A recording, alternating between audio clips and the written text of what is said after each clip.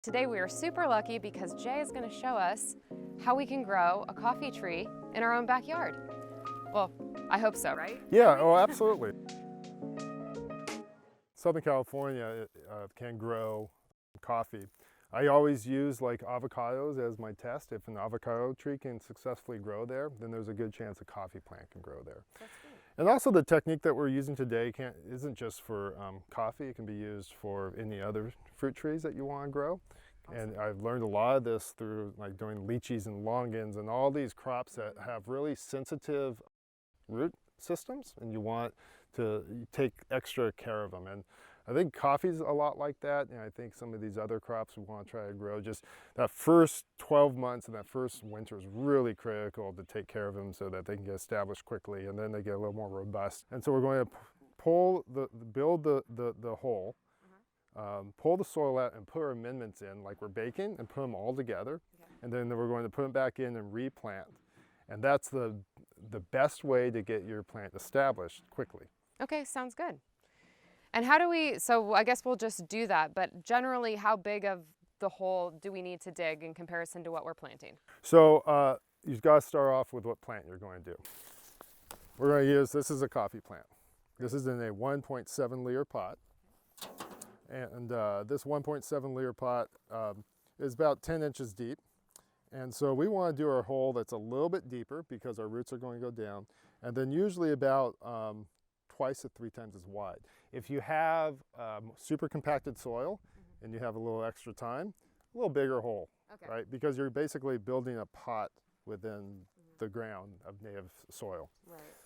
So, so we're going to plant basically right here. Okay. This is our demonstration orchard for coffee by our barn here. And so we have irrigation. So before you plant, it's nice to always know where your irrigation is coming from. And I think in Southern California, it's nice to have automated irrigation because it's sometimes hard to remember to water. Right, it is very, very important to do. Things can dry out very quickly. Now, could you also plant a coffee tree in a large pot?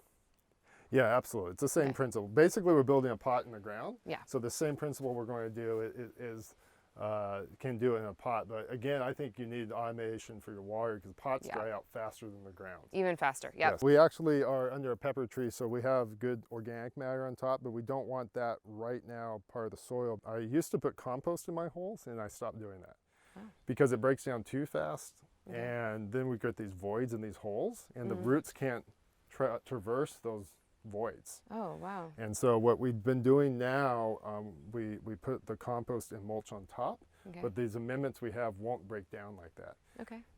So great. I'm excited to hear what they are.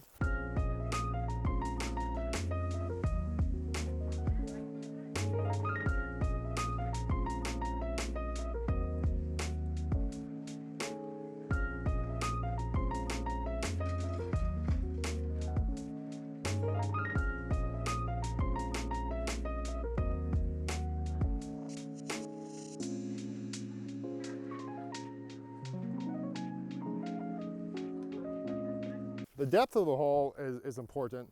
You don't want to go too deep. So the grade of this plant is right about here. I went a little past that, but that's okay because what I want to do is, like I said, I'd like to have another inch or two of amended soil, put it back in, compact it well, and then we'll plant this plant. So, but I always measure. If you have a larger plant that has certain aesthetic qualities, try to orient it. This is that time to look at the architecture of the plant and see how it'll fit within your garden. Love that. That's a great tip. What kind of amendments do we have? The first thing I want everybody to do, what we do in Southern California, is we always acidify our soil because we have very alkaline soil and very alkaline water. So I always have a little bit of this tiger sulfur. It's little pellets, and it helps long-term acidification. And that acidification makes the nutrition and water more available, and it helps beat back all the salts.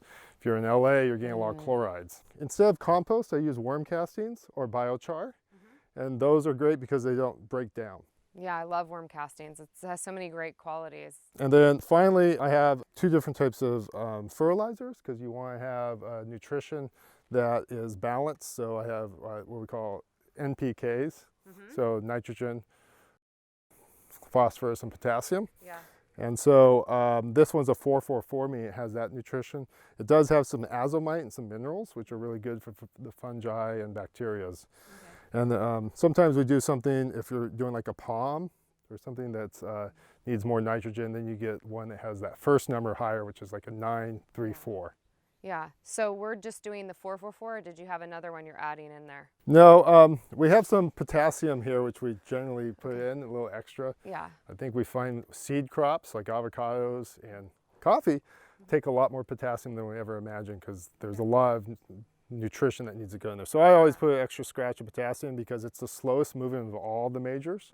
And so if you have a potassium deficiency, it'll take you 2 years to get that back. Okay.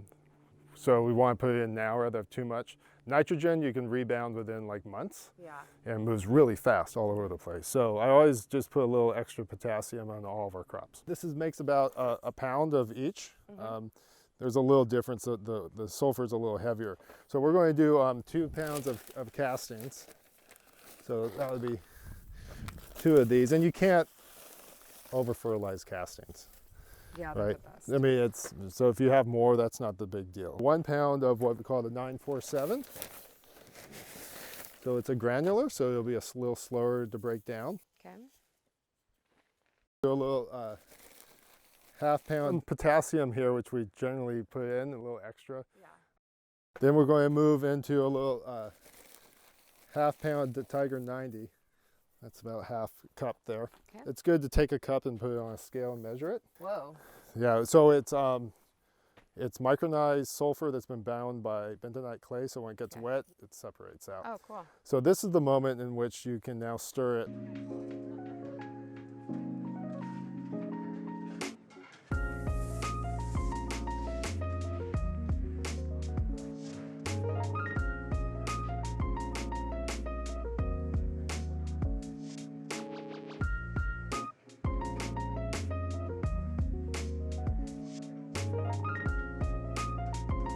If we dug our hole, it's a little bit deeper than our pot intentionally. That's because we want to backfill it.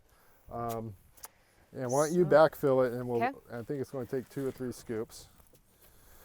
Now, one of the biggest problems with coffee trees and sometimes other trees is that we don't, that after we plant, it settles in. That's good right there. Try it, okay. And then this is when we really compact it. Okay. Let's do 1 more scoop. I think I'd rather be a little bit too high than it will too settle, low. right? It'll settle, and then you got the bark that's above the soil will rot, and we don't want that. Smells so good. There we go. So next, I'm gonna let you do this. Okay. So with these pots, what I do is squeeze the opposite corners. Okay. Right, like, there? like that. Then put your hand underneath like this, and then turn it upside down, and then kind of squeeze and just gently pull, but go completely vertical over the hole. It'll all hold together. Okay. And then we have a nice healthy root ball. Yeah. If there's no, you'll get a lot of potted plants that sometimes will start to spin. You don't want the spinning. So you would normally take your roots, I always kind of massage them a little bit just to break them out. If there's anything that's really spinning, this is okay. Like, you see that angle? I just take my pruners or break them off and be a root pruning system. So if it's doing a round and round situation, that's when to get in there. Right. Okay. So if you want to grab the shovel, we'll backfill. I'll hold this here. Okay. You sure you got that? It's heavy, hurry.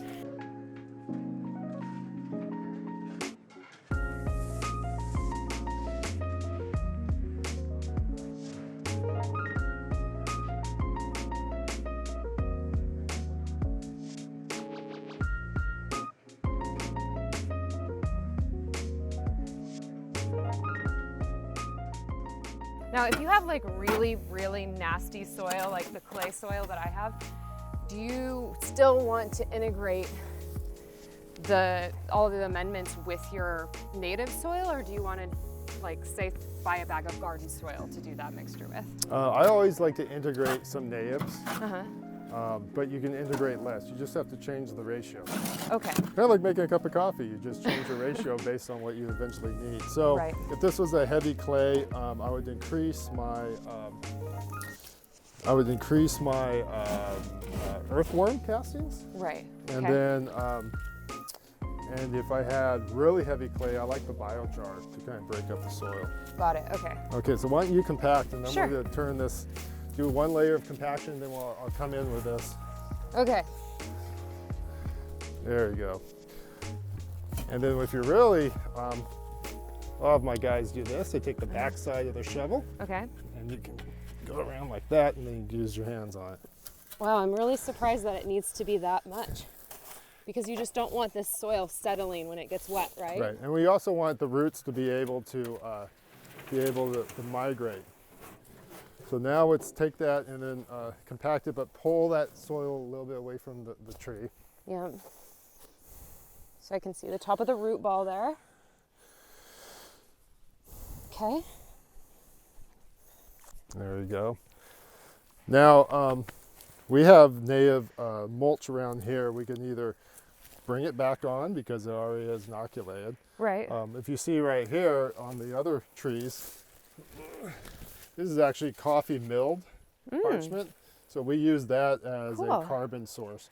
So we put that on back, or we can just take the mulch that we already have Okay. and cover it. And the reason we like the mulch is it preserves the water, keeps the sun off of it, and it just starts to break down for future nutrition. Yeah. So, but you can get like a decomposed redwood mulch, or for Yeah. the general person who's just like, what, mulch? Yeah, so mulch is just carbon, so it's like Yeah. anything that was chipped, we call it. And I personally don't care what it is. All of it's gold to me. If I can get Yeah. mulch and just start layering, and like a forest, so the forest has trees that go through cycles and layering leaves, and that's what we're trying to mimic ultimately, is trying to have Right.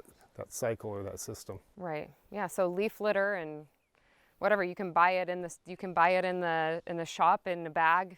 Just find mulch, you can do that. But the best is when you have it right here, thanks to this beautiful pepper tree. So we're not quite done yet. Okay. You know what we're missing? We need to water it. We need to water it and irrigation. So I'm going to go directly to irrigation, and my dog Tejo stole my irrigation ring. Tejo, what's up, man? So there's two ways to do it. I developed these little rings in which have little drippers on it that help encourage the roots to come out evenly and not create a big weedy mess. So what I normally do with, you can see those little drippers right there. Yep. And so our growers do this, they put it on, and then what you'll see is I have my 1/2-inch drip line, and I have my connection. That's from the old tree. So we can save that, but right now, if you didn't have this ring, I would just put that dripper right next to it, making sure the water isn't all the way on the plant, but around it to keep it wet. Yep. One of the things you have to remember is the root zone is only the size of that pot, right? Yeah, right now. Right now. So your watering cycle has to be known that you're going to have to water this probably like every other day. You have to make sure it's wet right here.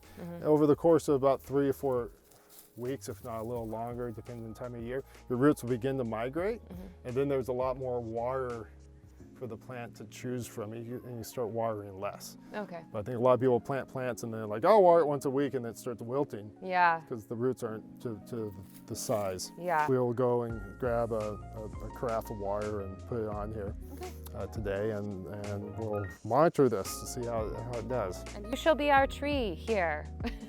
This is the Hollywood and Vines tree. Yeah, it's the Hollywood and Vines tree. You heard it. Yeah, and you can come back in 3 years and harvest it. Is that how long it will take before I can? It takes 2 to 3 years. Okay, cool. That's not bad for a fruit tree, to be honest. Be sure to come back for a tour of the farm.